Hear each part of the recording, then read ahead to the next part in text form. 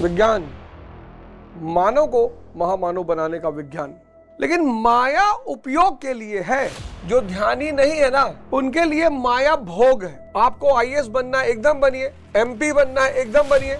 माया, सुख, इंद्रियां और धन, ये चारों का मेल है। साधना करनी पड़ेगी यार, बचोगे नहीं। अगर इष्ट चिंतन नहीं है तो इंद्रियां कभी कंट्रोल में, नियंत्रण में नहीं आएंगी। शांति आ जाए, विचार रुक जाए, ओवर थिंकिंग रुक जाए। आज ओवर थिंकिंग से कितने लोग परेशान हैं। यहाँ काम करना है इंद्रियों पे।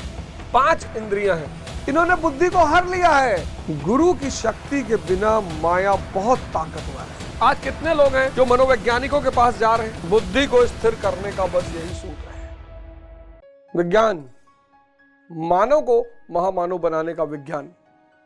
क्योंकि माया में अगर व्यक्ति उलझा, माया उपयोग के लिए है, ऐसा भी नहीं कि छोड़ ही देना है। ये जो माया है जिसको आप देखते हो, संसार, माया उपयोग के लिए है, इसको छोड़ना नहीं है। मैंने कहा ना, कुछ लोग अति पे चले जाते हैं, एकदम कि हिमालय चले गए। लेकिन माया उपयोग के लिए है, भोग के लिए नहीं है। बस यहीं पर जो ध्यानी नहीं है ना, उनकी यही समस्या है। उनके लिए माया भोग है। और ये जो चीज है कि माया भोग है, यही सारे दुख का कारण है। बस इस कड़ी को आप पकड़ लीजिए। माया क्या है? उपयोग है, भोग नहीं है।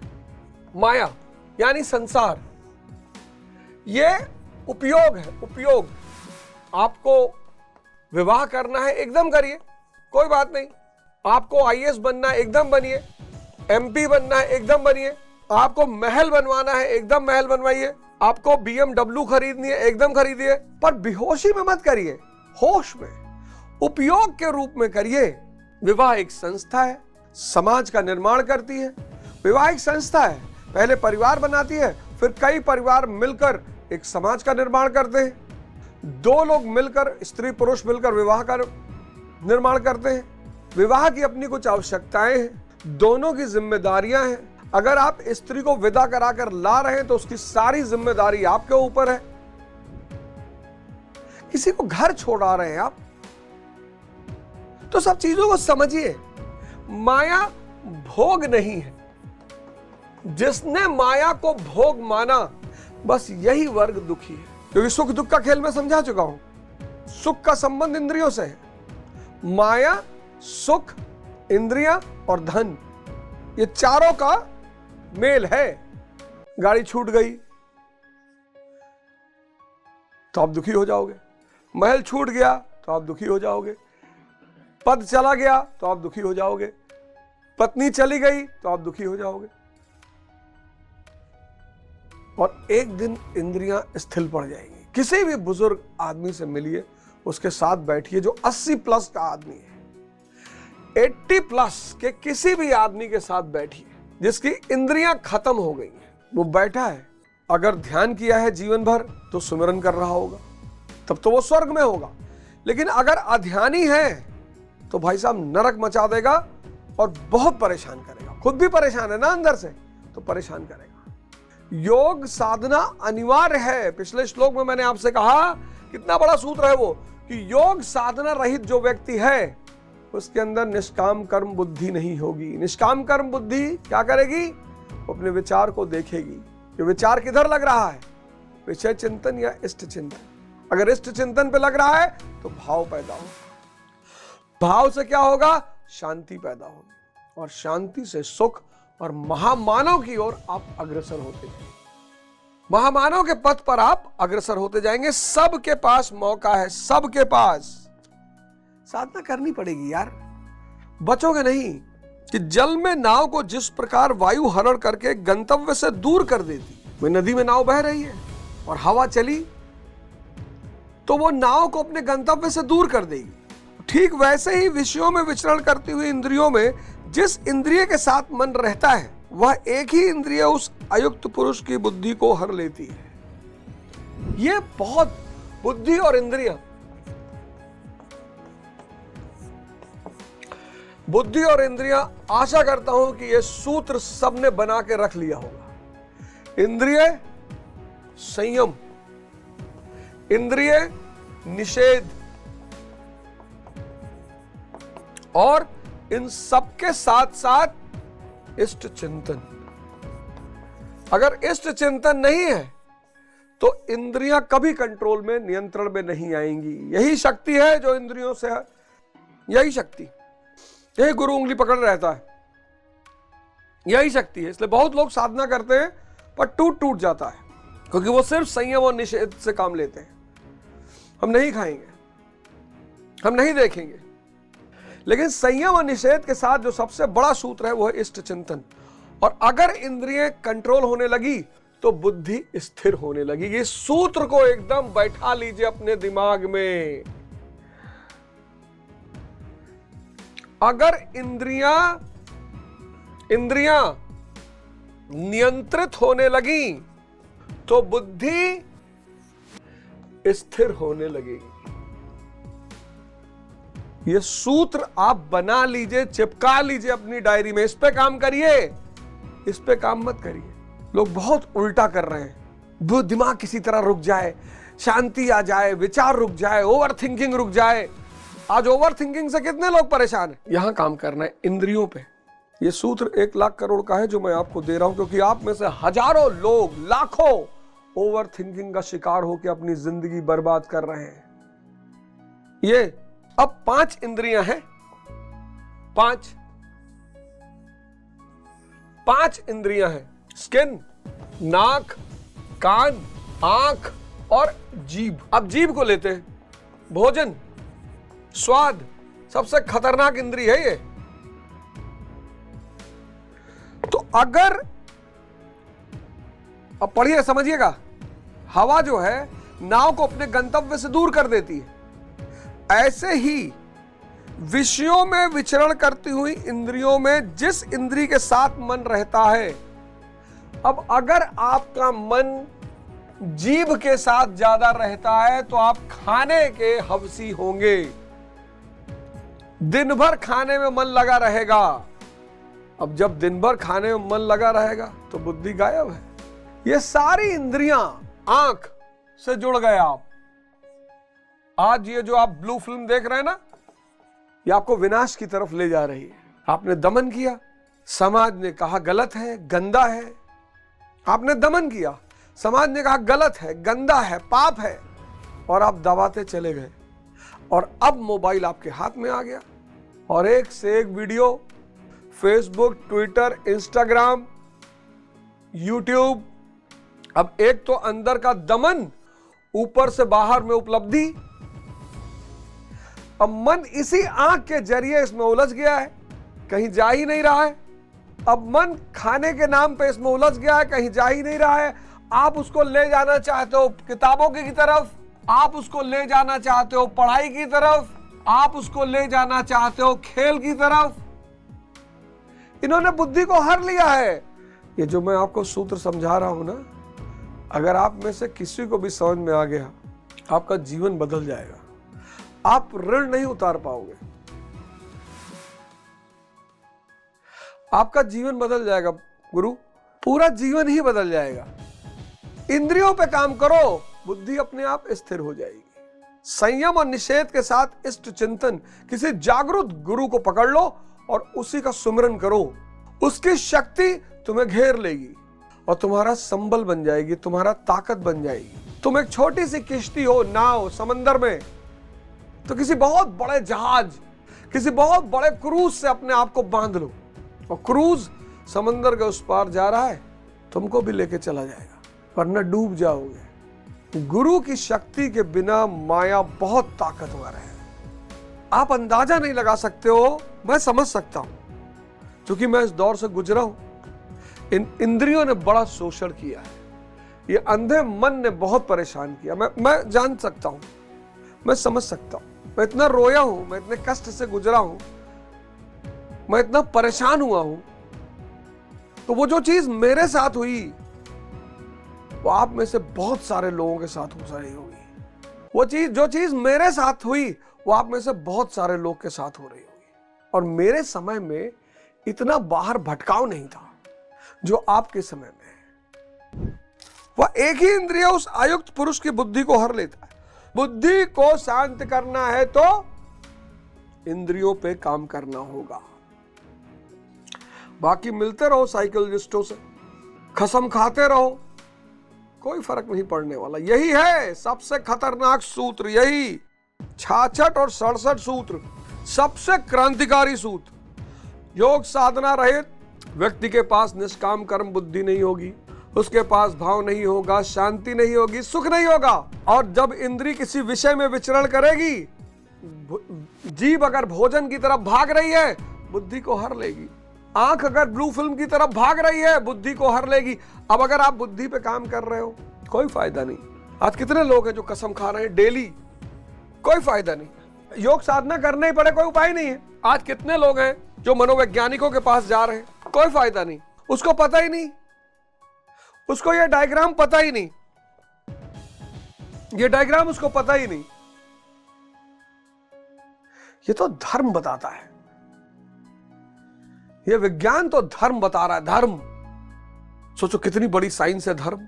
गीता खत्म करने दीजिए, फिर आपको रामचरितमानस भी पढ़ाऊंगा, आदि ग्रंथ भी पढ़ाऊंगा। सब में यही सूत्र है। थोड़ा सा पेस पकड़ूंगा गीता पे, सब में यही सूत्र है, सब में। धर्म एक विज्ञान है, मानव को महामानव बनाने का। धर्म जो है वो विज्ञान है, उस विज्ञान को आपको समझना पड़ेगा। अतः योग का आचरण अनिवार्य है।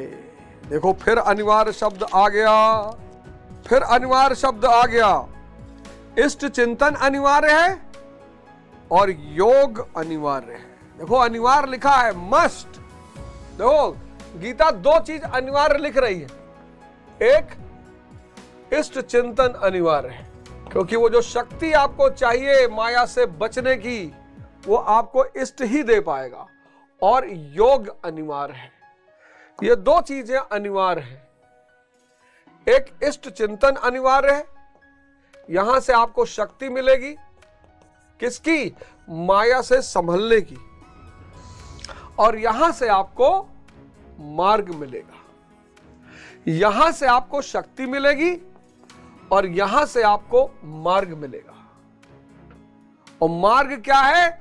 मार्ग है कि यदि बुद्धि को स्थिर करना है तो इंद्रियों को संयमित करना होगा।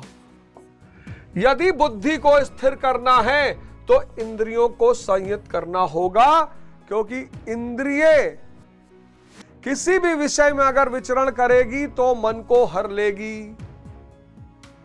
आप सिनेमा हॉल में बैठे हो और गौर करना, अगर आप सिनेमा हॉल में बैठे हो और की सीन चल रही, पूरे हॉल में सन्नाटा छा जाता है। पूरे हॉल में आपने बहुत बार गौर किया होगा कि जब कोई सेक्स वगैरह की सीन चल रही होगी, पूरे हॉल में सन्नाटा। कई बार तो बगल वाले की सांस सुन सकते हो। ऐसा क्यों हुआ? क्योंकि इंद्रिय बाहर की तरफ भागी पूरे वेग से और बुद्धि गायब। अब जब बुद्धि गायब तो शरीर में कोई हलचल ही नहीं होगी। ये देखो, यह गीता का परम सूत्र है जो आज मैं आपको दे रहा हूं। यह गीता का परम सूत्र है। इष्ट चिंतन अनिवार्य है, 61वां श्लोक, और योग अनिवार्य है, 67वां श्लोक। इष्ट चिंतन क्यों अनिवार्य है? शक्ति, माया की शक्ति से निपटने के लिए इष्ट चिंतन, इष्ट की शक्ति। और योग क्यों अनिवार्य है? मार्ग। बुद्धि को नियंत्रित करने के लिए किसको नियंत्रित करना पड़ेगा? इंद्रियों को। आओ मित्रों, बहनों, भाइयों, आओ एक नए समाज, एक नए परिवार, एक नए देश का निर्माण करें। ये डायग्राम बना लीजिए। यही है सारा खेल। 10 लाख करोड़, यही है सारा खेल। आज मिसिंग है। कसम खा रहे हैं लोग, कसम खा रहे हैं। नशा नहीं करेंगे, व्यभिचार नहीं करेंगे, कोई फर्क नहीं पड़ता, करते रहो। कसम खा रहे, मनोवैज्ञानिक के पास जा रहे, साइकोलॉजिस्ट के पास जा रहे, कोई फर्क नहीं पड़ता। ये 4000 दवा दे देगा, किडनी फिडनी सब खत्म। आओ धर्म की तरफ, आओ धर्म की तरफ। इष्ट चिंतन अनिवार्य है और योग अनिवार्य है। क्रियात्मक आचरण पर श्री कृष्ण पुनः बल देते हैं। कौन सा श्लोक? 68वां श्लोक, 68। तस्मादस्य महाबाहो निगृहीतानि सर्वशः इंद्रियाणि इंद्रियार्थे अभ्यस्तस्य प्रज्ञा प्रतिष्ठिता। इससे हे महाबाहो, अजान बाहु और महाबाहु भगवान के लिए शब्द इस्तेमाल किया जाता है जो चारों दिशाओं में काम कर सके। इससे हे महाबाहो, जिस पुरुष की इंद्रियों के विषय से सर्वथा वश में की हुई होती है, उसकी बुद्धि स्थिर हो जाती है। बस यही सूत्र है, बुद्धि को स्थिर करने का बस यही सूत्र है। इसके सिवा कोई सूत्र नहीं है, कोई सूत्र नहीं। तो उसकी बुद्धि स्थिर होती है। बाहु कार्य क्षेत्र का प्रतीक है। भगवान महाबाहु एवं अजान बाहु कहे जाते हैं। वे बिना हाथ पैर के सर्वत्र कार्य करते हैं। एक बार आपकी बुद्धि स्थिर होकर परमात्मा से जुड़ गई, आपके अंदर की चेतना से जुड़ गई, तो आप सर्वत्र विद्यमान हो जाओगे। सब काम आपके लिए आसान हो जाएगा। अजान बाहु, महाबाहु। एक बार आप तुलसीदास बन गए, सूरदास बन गए, कबीर दास बन गए, रैदास बन गए। एक बार आपकी इंद्रिय संयम हो गई, बुद्धि शांत हो गई, और बुद्धि इतनी शांत हो गई कि आपके अंदर की चेतना से जुड़ गई, तो आप हो गए तुलसीदास, आप हो गए कबीर दास, आप हो गए रामदास, आप हो गए रैदास, आप हो गए सूरदास इत्यादि। दास शब्द देख रहे हो, ये दास, ये कि अब जैसे अंदर का परमात्मा करे। परमात्मा क्या है? सर्वशक्तिमान है, सर्व विद्यमान है। आप भी हो जाओगे अजान बाहु और महाबाहु। उनमें जो प्रवेश पाता है या जो उसी भगवत्ता की ओर अग्रसर है, वह भी महाबाहु है। जो चाहेंगे आप करेंगे। श्री कृष्ण और अर्जुन दोनों को महाबाहु कहा गया है। देखिए इस लाइन को पढ़िए। उनमें जो प्रवेश पाता है या जो उसी भगवत्ता की ओर अग्रसर है, वह भी महाबाहु है। ये विचारों का पर्दा आपके और आपके चैतन्य के बीच में जो पर्दा है ना, वो विचारों का पर्दा है। चल रहे हो, उसी पर्दे को हटाने का नाम है साधना। आज जो आप पढ़ नहीं पा रहे हो, खेल नहीं पा रहे हो, आज आप अपनी स्थिति देखो।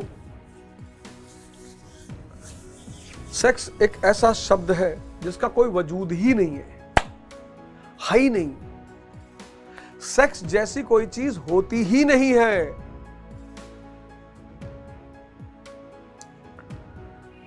लेकिन अज्ञानता, इग्नोरेंस, हो सकता है आप में से कोई इंजीनियर भी हो, IITian भी हो, डॉक्टर हो, MP हो, MLA हो, साइंटिस्ट हो, लेकिन आपको बुद्धि और इंद्रिय का संबंध नहीं पता रहा होगा, तो आप अज्ञानी थे। आप शिक्षित तो थे, लेकिन आप अज्ञानी थे। इसलिए इस देश में जिन्होंने भी व्यक्ति को इंद्रियों के चुंगल से बचाया, उन्हें गुरु कहा गया, प्रकाश देने वाला कहा गया। इंद्रियां अंधकार की तरफ ले जा रही हैं। खाए जा रहा है आदमी, खाए जा रहा है, शुगर बढ़ गई, BP बढ़ गई, ट्राइग्लिसराइड, यूरिक एसिड।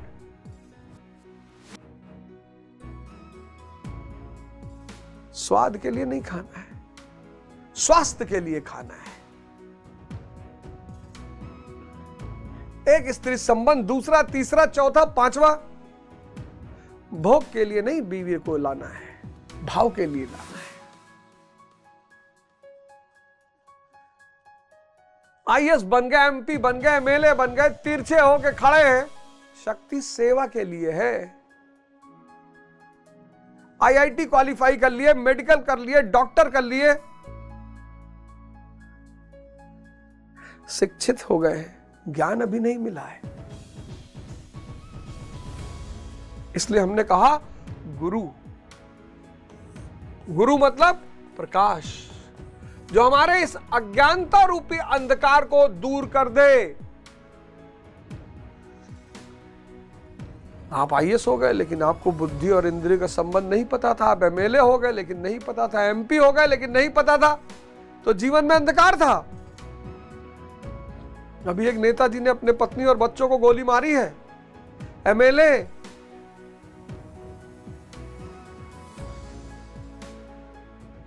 जो बुद्धि और इंद्रियों के संबंध को समझाकर बुद्धि को अंदर की चैतन्य में स्थिति करवा दे,